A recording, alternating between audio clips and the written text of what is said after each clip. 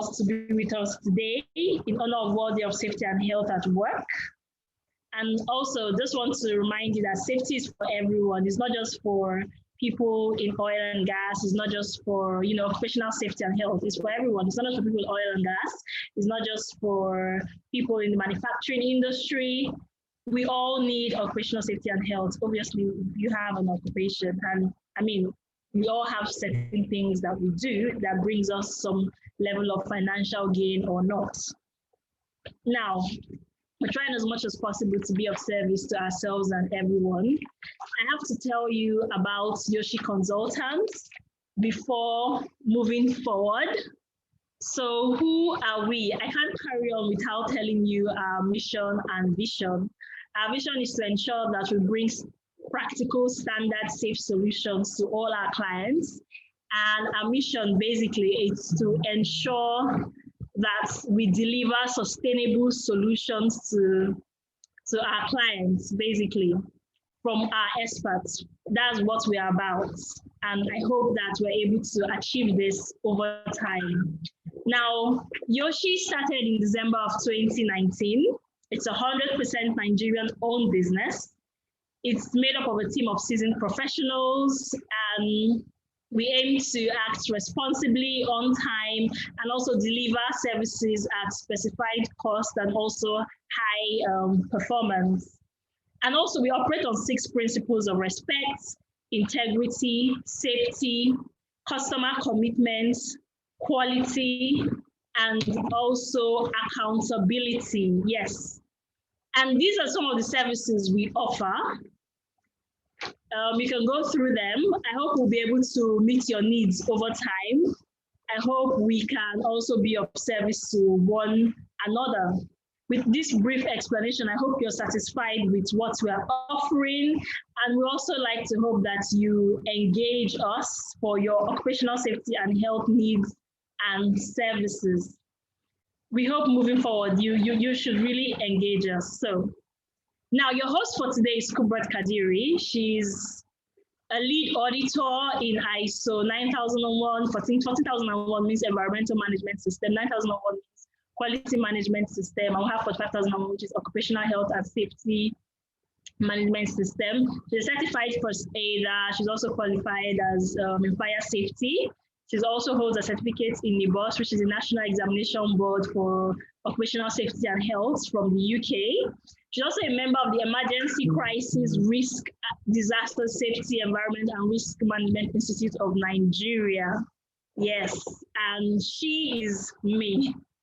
So thank you very much for joining. Thank you very much for, being a part of this. This is our maiden, this is our first Zoom session. As I said earlier on, we started in December of 2019, and because of the COVID, we've not really had much engagement. So moving forward, we're hoping that will change. So today, we've divided the session into 2. We've called it Working Safely and Keeping Safe. So today is designed for educators. So who are your educators? We're not just talking about primary schools, secondary schools, university settings, small cohorts of people, either in standardized or unstandardized setting.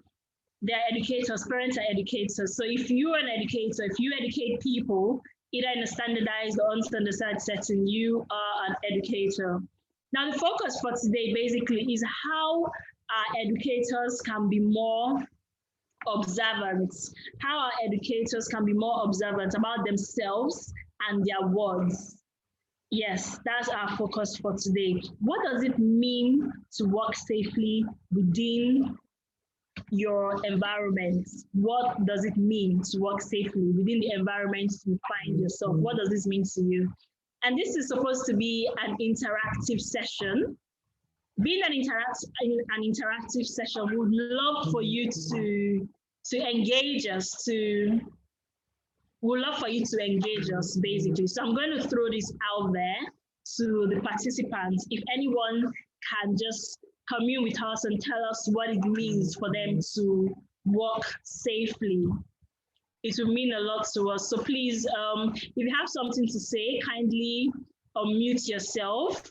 I can see now we have more people joining us. Really appreciate that. Thank you very much for coming on board. Thank you very much for being a part of this program today. So if you want to make a comment as regards what it means for you to work safely, please kindly unmute yourself or raise your hand. I think as well on Zoom, they show like your hands up and then we'll unmute you if that's not possible.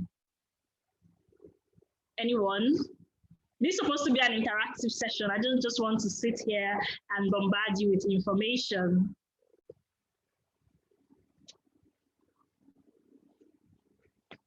Okay, I think I might have to move forward then. So, moving forward, I will explain to you what working safely means to me now and hopefully in the future. So now, to work safely is to ensure that you're free from the risk of being harmed, either physically and also ill health.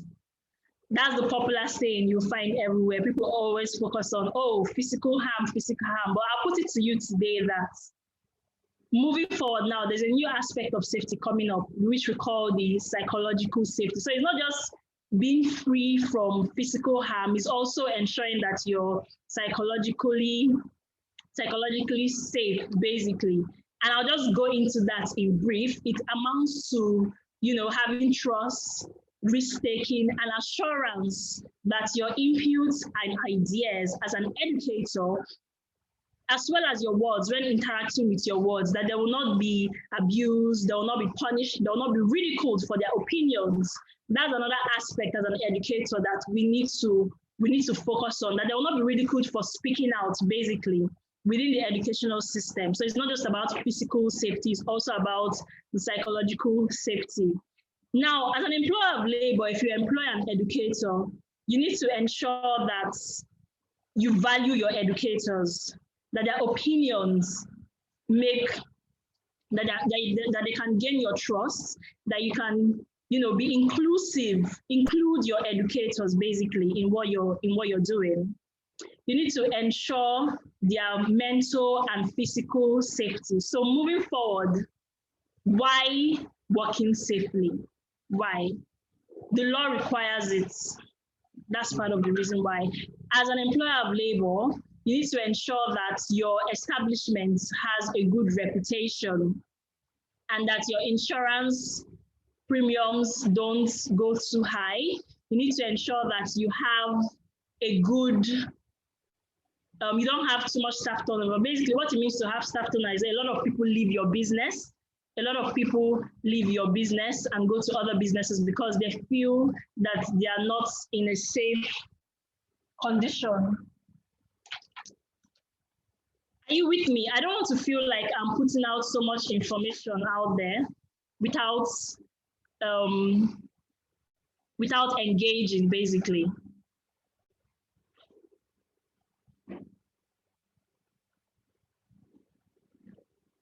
Hello? We are with you. Okay, thank you very much. That's reassuring. So looking at this slide, this is supposed to be an interactive session. I'm supposed to have people, give me feedbacks about their opinions, about what they think. Safety is not just for one person.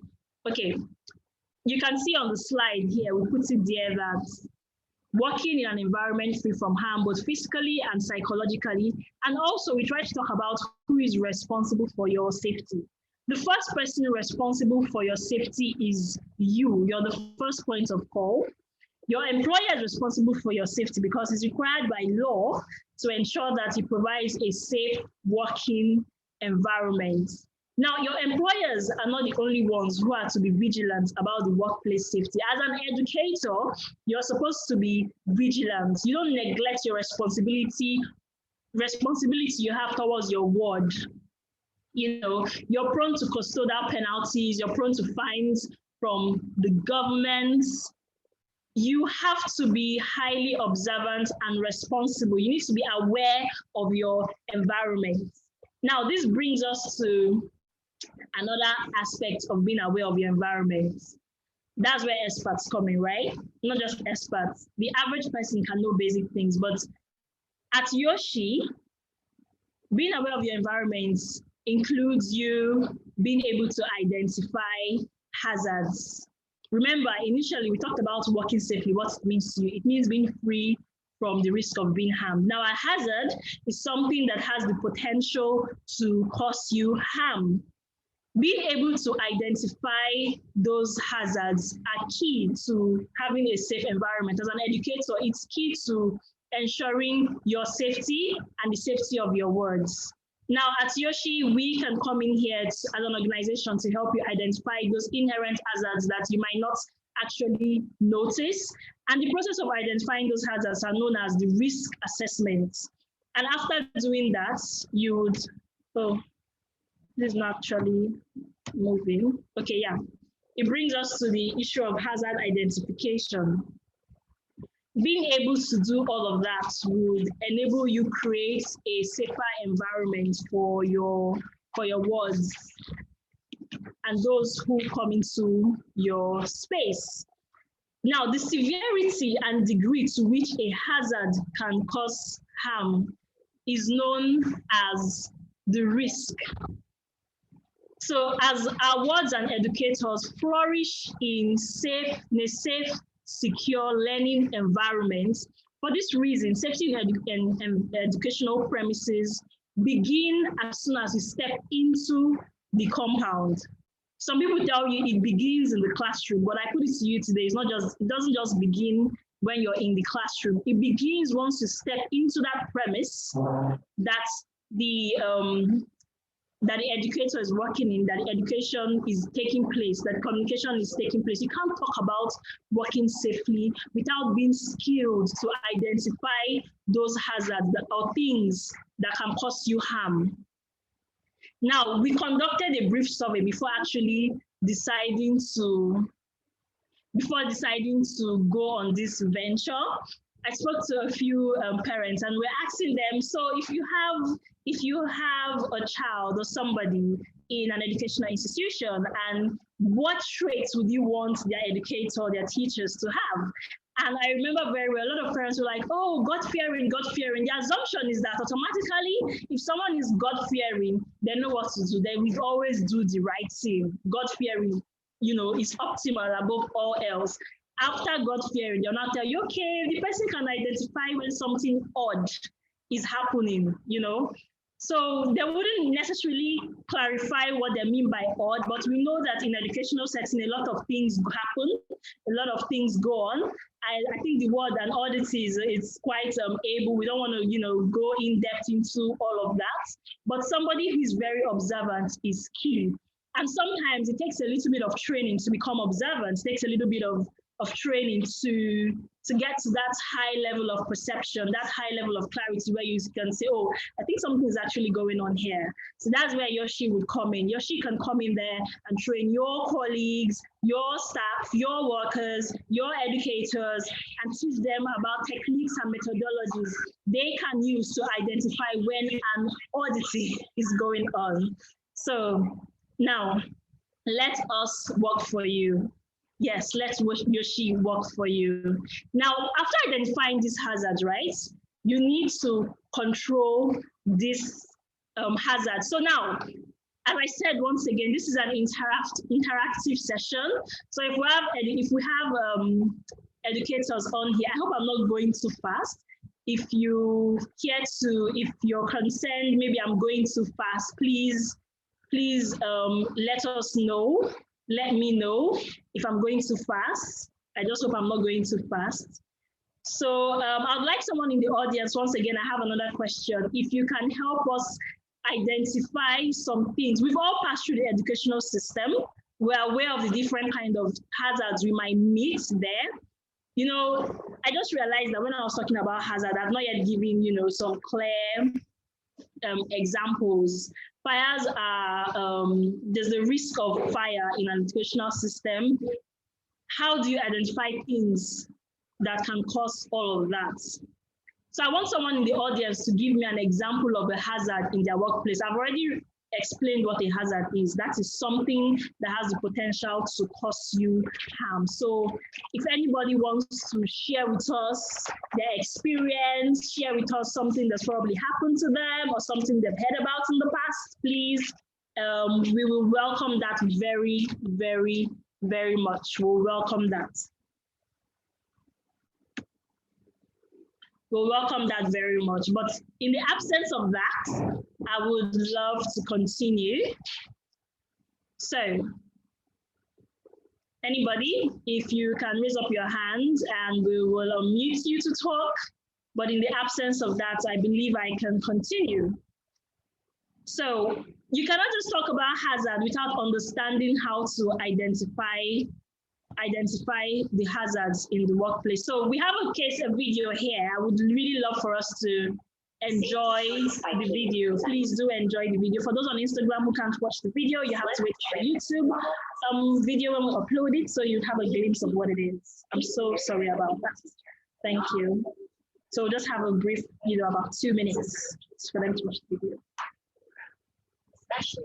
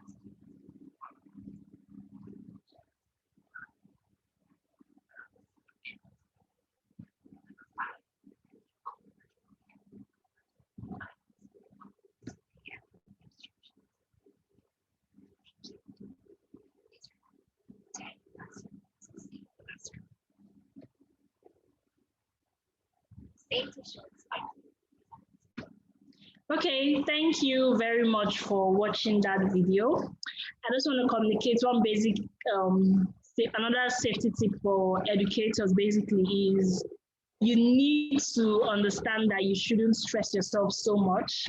Fatigue is something, research has shown that fatigue is something that is very, very common among educators. They keep going back and forth. As I said, if the environment is not safe for the educator and you have a lot of staff leaving, then you're going to overwork someone else to cover for that person's shift before you're able to train a new person. That's why we talk about high staff turnover. So as an employer of labor, as someone who needs educators, as someone who utilizes educators, we need to try as much as possible to reduce their stress levels.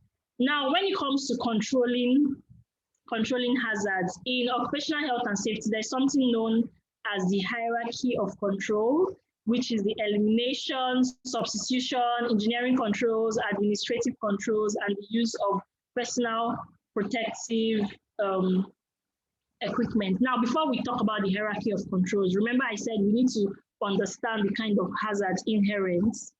And sorry, let me go back here. I don't think we went in detail here, where we talked about how you can classify hazards. To help you identify hazards, you can actually just classify them into this is the basic classification that everybody utilizes: biological, chemical, physical, ergonomics, psychological and psychosocial. So if you're talking about biological, maybe if there's a cold or a flu going around, if there's vermin around the establishments. When you're talking about physical, you're talking about being harmed without even being touched. Things like noise, radiation, and other things. Talking about safety, you're talking about trip hazards. Like the video we just watched now, we talked about a lot of trip hazards. But then again, we need to consider that in our environment, we might not necessarily have standardized classrooms in some instances. The classrooms might not be up to standard, so they might not have those kind of cables that will cause their own trip hazard. Their own trip hazard might be different. It might be stone that is causing it. It might be the way the building is built, the steps and all of that. So we just need to work based on what is within our environment. Then ergonomics, as I said, as an educator, being fatigued, being stressed out, if you don't have the appropriate seats, in times of past, they have all these wooden chairs without foams, and sitting down can be a bit painful for an individual. Or sometimes you just lose guard and just sit down anyhow with the opinion that, oh, I'm resting, I'm an educator, I've been working out, I've been stressed out, I'm actually resting. But there's a way to package yourself, basically. So now, that's where YOSHE can also come in again. This session is not an exhaustive session to inform you about to inform you about things that are great for you. So you can always contact us privately. And talk to us, and we can come into your establishment and do good for you, basically. So now,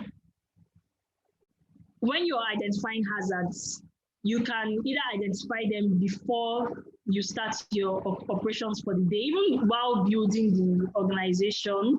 You can identify them before you carry out a task. Maybe you want to take your wards out to the grass to have a good time, to have some interactive sessions.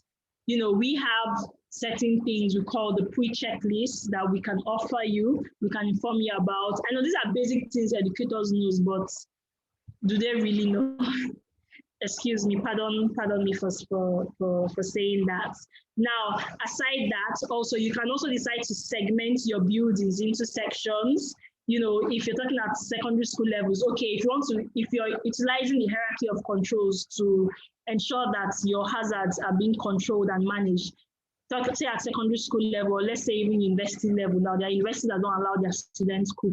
There's a reason for that. There's a risk of fire if individuals are allowed to cook. So they can eliminate that hazard by ensuring that everybody eats in the general kitchen, cooks everybody's food, where we have standardized, maybe you have your fire extinguishers there, you have your fire suppression systems, everything is standardized there. You have adults, who are well knowledgeable in handling, the cooking fire and all of that. And you now make sure that when you get to the hostel, nobody's cooking anything. So you've reduced to a minimal level the threat of having a fire outbreak. When we talk about things like substitution, also talk about things about engineering control, physical change that reduces exposure, isolates workers from hazards. Talk about the university settings where your educators are in the labs, even at secondary school level self, where they're in the lab, they're dealing with chemicals. You have your chemistry lab, you have your fumes, you have to wear you have to create, there's this thing called like a fume cupboard where you segregate, the gases coming, whatever chemical or whatever thing you're dealing with is inside that cupboard, so there is no cross-contamination. Then they also have to wear their PPE, and PPE, that's the protective personal equipment. That's like the least form in terms of the hierarchy of controls, but you have to wear that. So in case something spills, it's not spilling directly on their body, basically. So these are the hierarchies of controls that can be utilized and put in place. They are unique, they are important. Everyone utilizes it. So next, we're going to talk about keeping safe. Remember at the beginning of this session, we said that we've divided it into two. We have working safely. You cannot talk about safety without understanding what it means to work safely. That was the reason for the first part. And now we're going to move on to keeping safe. So, what does it mean to keep safe? We're going to talk about emergency response in brief, and also we're going to delve into a bit of first aid. Basically, first aid is very broad. So today we've selected two key aspects of it, and that is placing an individual, an unconscious individual, in the recovery position, and choking management. Those are the two aspects. Now, when we talk about emergency response, sometimes it's a cyclical process which involves a lot of assessment. I'm talking about emergency response management. So the expectation is before you have an emergency that you have planned for that emergency. So in case you have the emergency, you know what to do. That's the whole idea. In an emergency, the basic understanding there is you need to check, call, and care. So when you see what's happened, you check, like, oh, what's happening? You call your emergency services, and then you try to offer a certain level of care to the individuals who are affected by the incident or accidents. And if you have a conscious victim, you always have to seek their permission before you can provide care to them. Now, before we move forward, what is first aid, basically? Would like to talk about that. Sorry, give me a minute. Oh, I think we have some, okay. So I'd like to tell you what first aid is. I'm sorry, I think a slide's not there. I don't know the reason being. So what is first aid? In case you don't know, I'll put it to you today, I'll let you know. Immediate care given to a person who has been injured prior to when a qualified medical individual comes, prior to when qualified medical assistance arrives. That is what we mean by first aid. Now, in an educational setting as educators, the primary function is to educate. Aside that, it will be an added advantage for them to be knowledgeable about first aid, for them to be knowledgeable about how to respond during an emergency. This is where YOSHE would come in again to help educate, to facilitate that training for your educators, to facilitate that process, to make them aware, to make them competent in delivering first aid in case of an emergency. There are so many kinds of emergency that may arise. Now here, we look at the different kinds of emergencies that may arrive. We have unconsciousness, we have seizures, we have poisonings, we have spinal injuries, amputations, skull fracture, but God forbid any of these things happen. Irrespective, after God and common sense, we have safety, and we really need to try as much as possible. We don't pray for any bad thing to happen, but we need to try as much as possible to be prepared for when it does happen. Now, talking about keeping safe. Upon arrival at a scene, you need to ensure it's safe and secure. You don't want a situation whereby you go to an accident scene, you're trying to offer help, and then you yourself become a casualty. That would not be good. Now, what you need to do, you need to contact the emergency services. You need to be clear, you need to be concise while doing it. And there's something we know as line.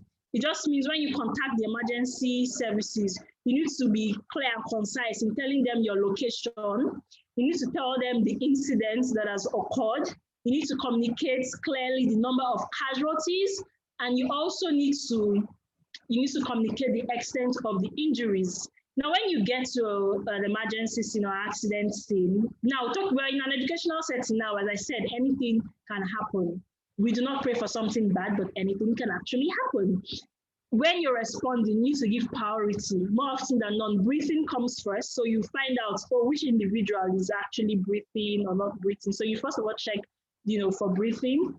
handle those individuals who are probably unconscious, and then you go after that, you handle those who are probably bleeding by trying to help stop their bleeding if possible, and then you go to the bones and bones victims before you go to any other casualty. Now, it will be an added advantage, as I said prior, that an educator is well skilled in doing all of this. How skilled are you? How skilled are your educators? I mean, a lot of educational systems have the sick bay, but how far is that? Is the sick bay central to everywhere? Yoshi is here for you. Now, talking about emergency response again, there's something called CLAP. When you get to a location, how do you control the situation? You need to take charge, look around, ensure that your environment is safe and secure, ensure that you can't be harmed, basically. You need to look for potential hazards.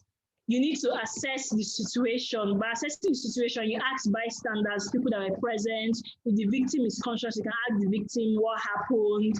You need to protect and prioritize. I mentioned this earlier, breathing, bleeding, bones and other conditions, and prioritize treatment of the casualties. The emergency number in Nigeria is 112 or 767. Most importantly, after the incident, they need to clear up the place. You need to report and record the incident. There are parastatals within that the Nigerian government have actually provided that check all these things. But today, we're not going to go into occupational health and safety policies and the government parastatals and shenanigans and all of that. So, as an educator, what do you need for your emergency response? Have you taken into cognizance what may happen, what can happen? Have you taken that into cognizance? We are here for you.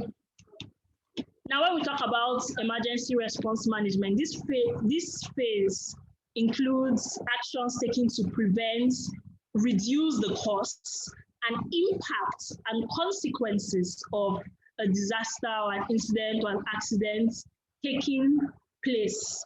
Response occurs after an incident. It depends on the level of preparedness. God forbid you have a situation where someone has fallen unconscious and just the basic CPR, just something very basic as first aid would actually resuscitate them and bring them back to their optimal self, and then you're not prepared for that. And then you record the negative incidents. When you record the negative incidents here, how do you now go back and address the public face? It affects your reputation as an organization. It affects people's perceptions about you. And also, how do you intend to recover from that incident? Now, that's where emergency response management comes in. It talks about mitigation and prevention, your preparedness as an educator, your response and how you recover, how quickly you recover. Now, we are good for business, so Yoshi is good for business. Occupational safety and health is good for all businesses. As I said, it's not only for oil and gas and manufacturing industry. It's also good for the educational system because it's all about care. It's all about ensuring that people achieve, their safety. Remember previously we talked about different things that could go wrong. There's something called Murphy's Law. If any of us remembers it, if you've not heard about it before, you can actually Google it. There's something called Murphy's Law. I think it goes, and whatever can go wrong will go wrong or something like that. Pardon me if I'm actually making a mistake.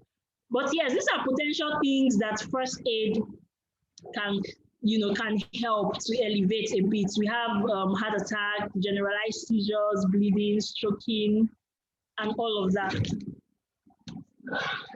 So today, we're going to be talking about the recovery position and choking management. Previously, I asked, how close is your sick bay? Can you wait for your designated emergency personnel? Sometimes some people say, oh, we have one first aider, we have one. Everybody should be aware. Everybody should know how to do this. Are your educators skilled enough? You can't talk about working safely without being skilled and competent to arrive at a suitable solution to your problems. So, I thought the slide was not here, but apparently it's here. Okay, all first aid treatment should be done wearing gloves. Yes. So now we've moved on to recovery position. Now, sometimes people can fall unconscious due to one reason or the other, which we might not be aware of. If a person is unconscious but still breathing, with no life-threatening condition, it is relevant that we place them in a recovery position. Now we have this picture here in front of us. You can have designated it A, B, C, D, just telling you how it started to how it ended, basically. How it started versus how it ended. That's the word I would like to use. So when placing people in a recovery position, if the person is lying on their back, okay, first of all, I need to mention that the person is pregnant, the person should be placed on their left side. You need to also check that the person doesn't have there is no like spinal cord injury or all of that. In absence of all of this, if the person is lying on their back, you need to kneel by their side on the floor. Place the arm nearest to you at a right angle to the body with your hand upward. So we can see the picture A. The guy has knelt down beside him and is just doing the needful.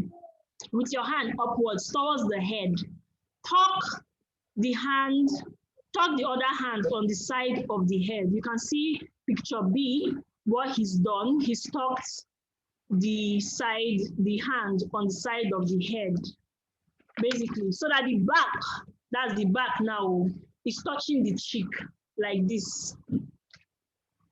Bend the knee. You can see picture C, he's bending the knee. Bend the knee farthest away from you to a right angle. Now carefully roll the person onto the side. So we can see this final picture. You see the knee is bent and he has rolled the person to the side by pulling on the bent knee. The top arm should be supporting the hand and the bottom arm will stop you from rolling too far. So we can look at this final position now. This is the recovery position. After placing the person in this position, you need to check their airways, their breathing. You need to open their airways. So there's a way you just use your hand and tuck their head up, open their airway by gently tilting the head back and lifting their chin and cheek, and that nothing is blocking the airway. And again, you might not know the reason why they fainted and all of that. And sometimes when people are unconscious like this, maybe they've drank or something, fine, that might not happen, or that might happen if an educator, who knows. Sometimes there might be vomit or something. So it's always good to check that the airway is not blocked. Now, finally, stay with the person and monitor their condition until help arrives. This is what we mean by the recovery position. Now, why should we offer recovery position? Is right here to maintain a clear airway, to assist with natural breathing, and to clear the airway of excretions such as vomit if the casualty is breathing but not responsive. So, as I said earlier on, if you suspect any spinal injury, the casualty should be left in the position that they have been found. Now, another thing we intended to go through today is choking management. Again, this is a video done by John Ambulance from the United Kingdom. It's a really lovely video, very informative, well explanatory. It's done the job for me. And I just want to remind you that 767 and 112 is the emergency number for Nigeria. So please enjoy the video. Thank you very much.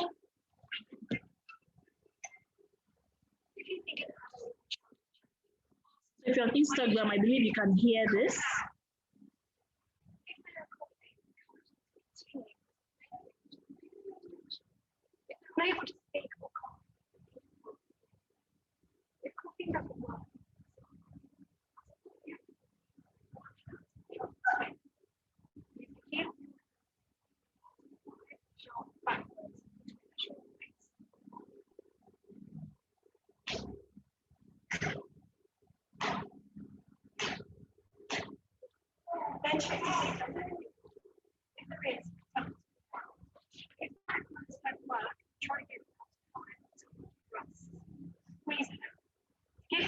thrust down behind them, put your arms around you.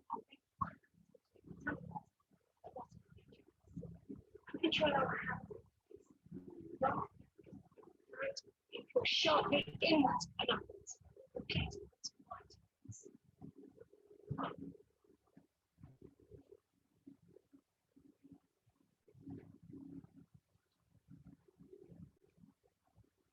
Check them out.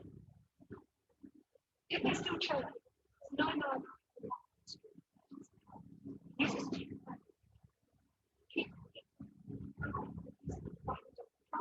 to the blockage.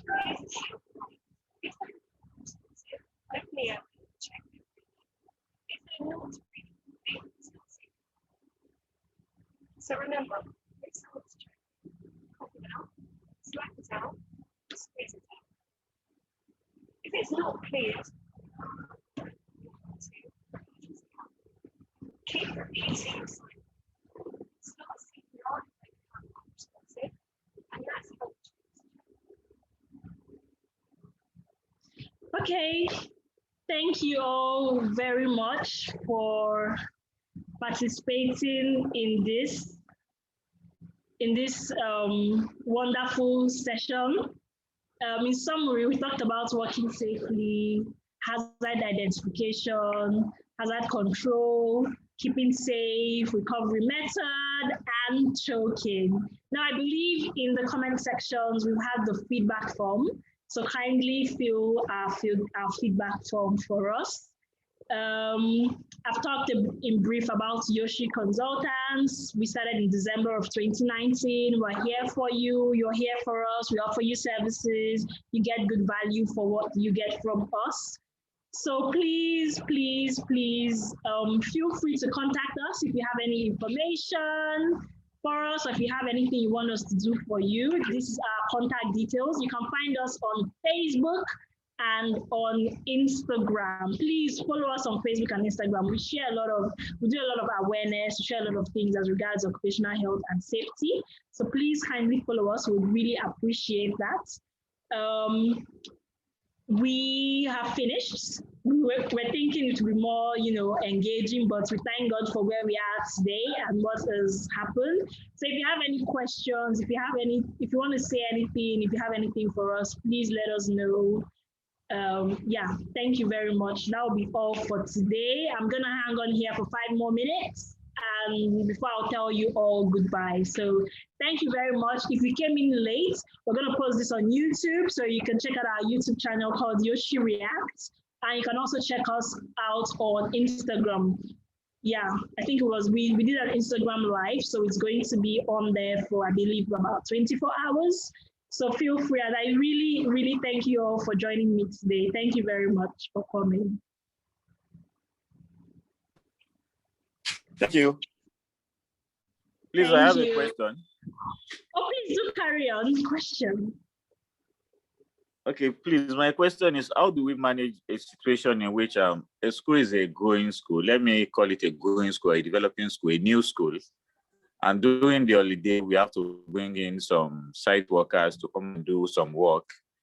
And unfortunately, on leaving for the workers, we did not observe in time that they placed some louvers glasses at a wrong place. So on resumption, the first, second, and third day, which are usually days for children just to explore themselves, play around, a kid ran into one of the glasses placed at a particular position and got injured. What do we do?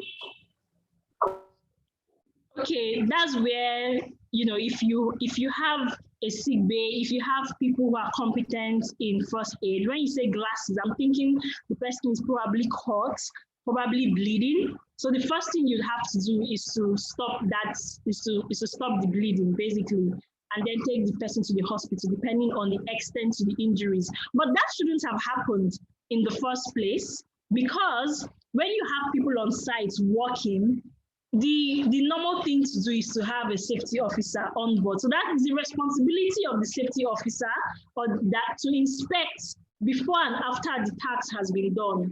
So when they see an error, they know that, oh, we need to correct this, So that's why safety officers, occupational safety and health officers are important. When you engage that contractor, you need to always ask. Sometimes they wouldn't tell you, but it's always good to ask that, oh, do you have a safety officer on site that will check and inspect all of these things? That's the whole idea. They need to clean up after any work has been done. A school is a sensitive place. They need to be aware that children are coming here to play. So that's where emergency management also comes in. What has the school put in place before such an incident occurs? Do they have a first aider on ground?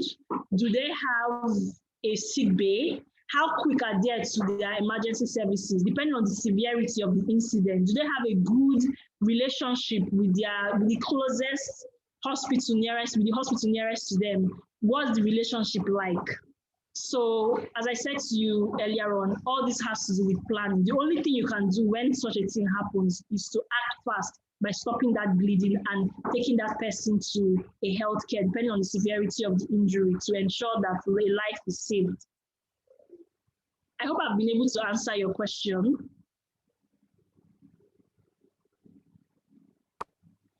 Yes, thank you. Thank you.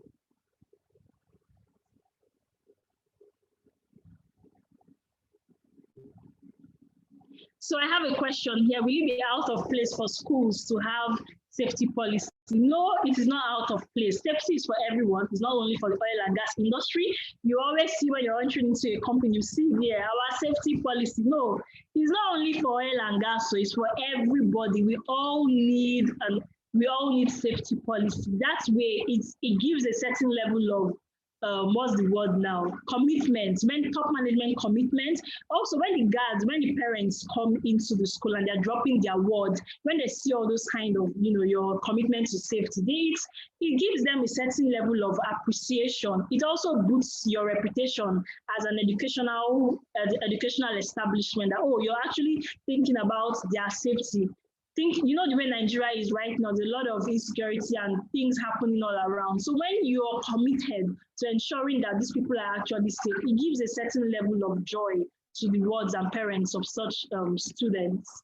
We have another question here. Please elaborate on the process of stopping the bleeding or bleeding, especially on the first aid angle. And contents of the first aid box. Where's my, I think I forgot my first aid box in the car. I actually had it with me for this session, but today we talked about recovery position and choking management. We are not here today to talk about how to stop bleeding. We can do that if you invite us to tell you how to do it. It's just a small chicken fee for training, that's all. And sadly, I would have done that, but my first aid box with all my cloth and everything is not actually here right now with me. That was not the order for the day. That was not in our plans for today. So I'm sorry about that. You have to communicate with us privately and we can set that up for you. Thank you very much. Any other questions, please? Yes, please. I have a question. As regards the training and every other training, because according to you said this is just a tidbit of what you can do for schools. Is there any possibility of we inviting you to our schools to come and train us or raise an awareness for our schools if our school management gets to approve it? Yes, please. We are all about that. We are up for that. We are all about making you competent, ensuring that you know the technical know-how on how to carry out your first aid, on how to do things. Yes, you can invite us. We are very ready and very much good to go to do that service for you. Thank you very much. Thank you very much. You're welcome. Any other questions, please? I want to say I appreciate all of you that took time out from 10 o'clock till now, 11 a.m. with YOSHE Consultants with us today. We are so happy. I really, really sincerely appreciate you for taking your time and coming out here to join us on Zoom. It's not easy to do, to take out 1 hour of your time. That's a lot. Thank you very much for joining us. I appreciate. Do we have any other questions? Okay, in the absence of no question, I would like to call it a day, and I want to say thank you once more for joining YOSHE Consultants. After God and Common Sense is YOSHE. We are dedicated to your safety. You can find us on Instagram, on Facebook, on YouTube as YOSHE Reacts on YouTube, where we'll be reacting to things as regards occupational health and safety, and also environmental health. We love environment as well. So as I said, we started in December 2019. We aim to provide sustainable, good, standard safety solutions, practical solutions to businesses. And all of this, which we said today, can be tailored for businesses, other businesses outside the educational system. It can also be tailored for your home. We have a service which we call Home Safety, which we do on Saturdays. So please feel free to check us out on Instagram. Instagram is our go-to page. Facebook, we love our Instagram and Facebook. We always post stuff on there. It's child-friendly, it's baby-friendly. I said baby, sorry. It's child-friendly. So you can also start educating your kids about safety. Our page is very, very, very friendly. You can go and look at it. It's amazing, basically. So we need a lot of you to follow us. So please follow us on Facebook, follow us on Instagram, and also give us work. Don't just follow us and be idle. We need you to engage with us. Utilize what we're offering, utilize our services. So thank you very much for joining. I really appreciate it. Thank you very much. From YOSHE Consultants, we say a big thank you and have a blessed day. Today is Occupational World Day of Health and Safety at Work. So do celebrate it and enjoy it. Thank you very much. Bye.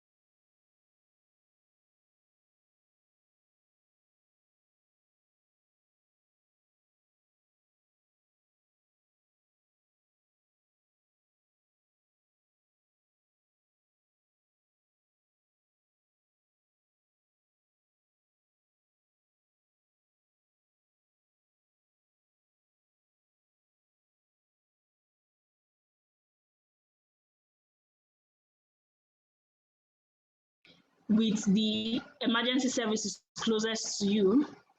Oh, okay, I'm unmuted. Do I have any question from anyone? Hello. Okay, no questions from anyone.